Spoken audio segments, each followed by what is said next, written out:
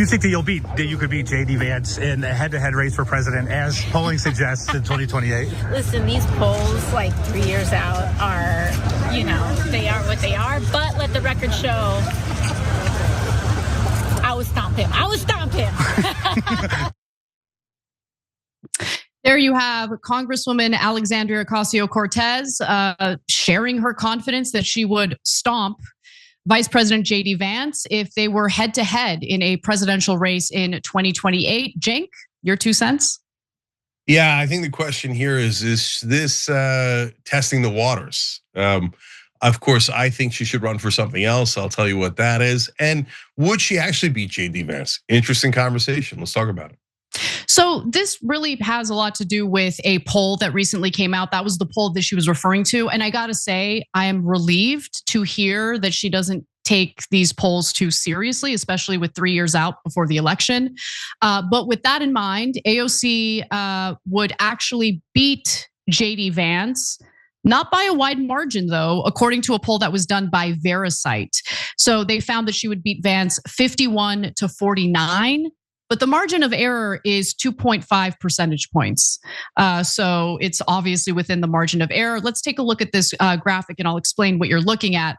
So according to the poll, a majority of white voters would support Vance, while a majority of Black and Hispanic voters would go for AOC.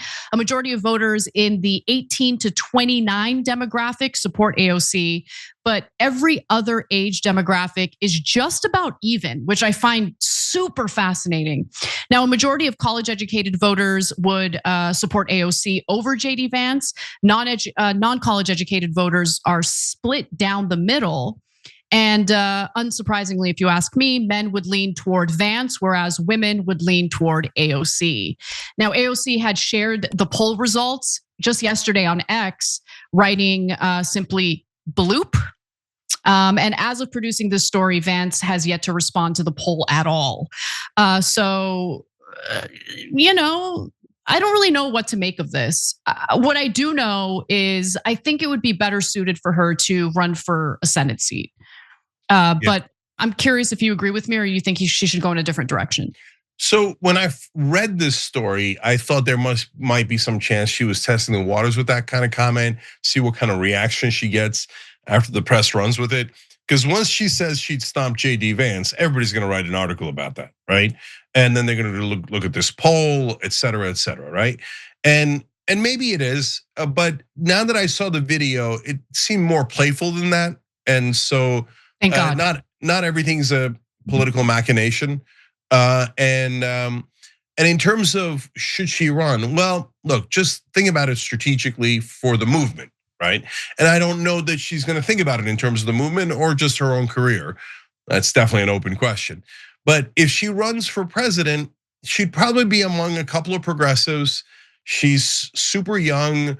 That doesn't mean she can't win, but it's a lot of risk there. Tons of risk, relatively low probability event, because it's not just gonna be automatically her versus Vance. She's gonna have to get past 20 Democrats first. It might not necessarily be Vance. I don't think it's going to be, et cetera.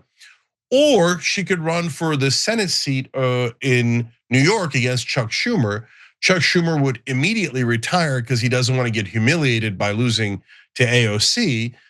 Nancy Pelosi just retired because she was a tiny bit worried about losing to Shurka Chakrabarti, who was AOC's campaign manager.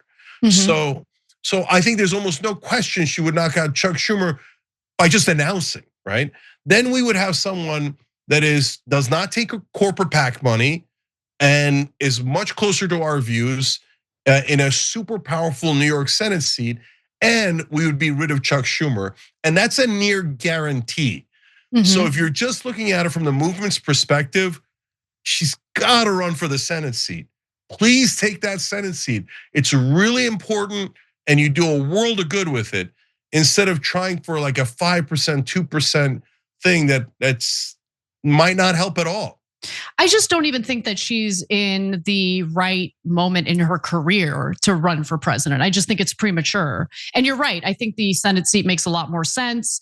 I think that's an area in which she would have a greater impact. But one thing that I know for sure is that AOC's commentary or criticism of what's been going down in the Middle East has been very muted. I'm sure people have noticed that.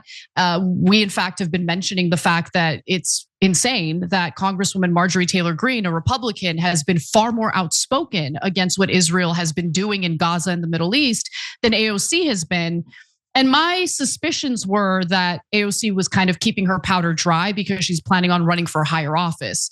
So I think that theory does bear some fruit, regardless of which office she plans on pursuing.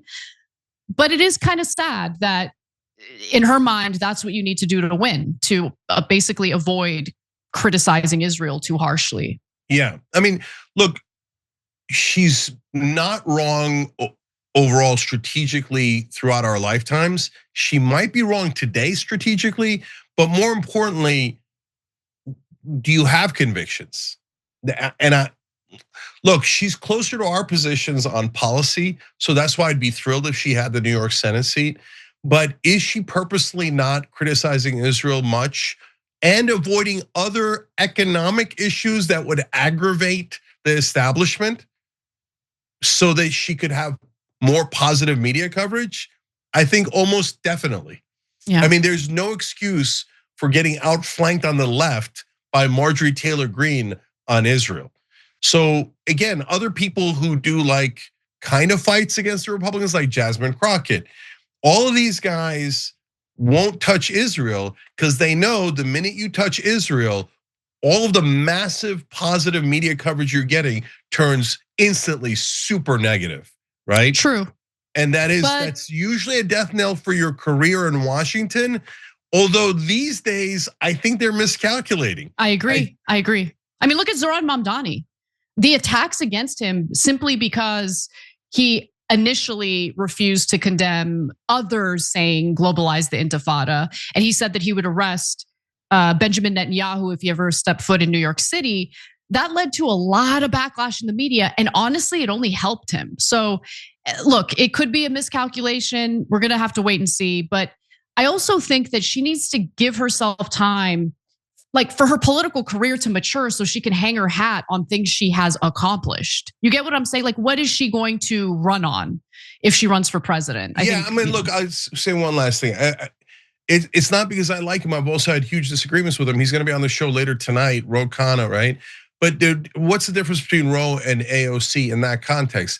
Not that Ro's older, it's that Ro has introduced dozens and dozens of bills that are really that fight for our positions, that focus on economic populism.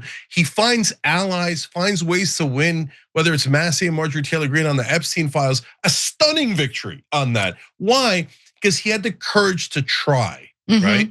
And if being honest, and that's what we do here, and I'm sure it'll aggravate some, including AOC, and she'll never come on the show, blah, blah, blah. I don't care. My job is to be honest with you guys.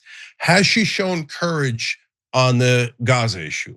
Absolutely not. No, she's shown almost no courage on it. And I can't have it. I wouldn't support someone that doesn't show the bare minimum courage on an issue of morality of that degree. Every time you ring the bell below, an angel gets his wings. Totally not true, but it does keep you updated on our live shows.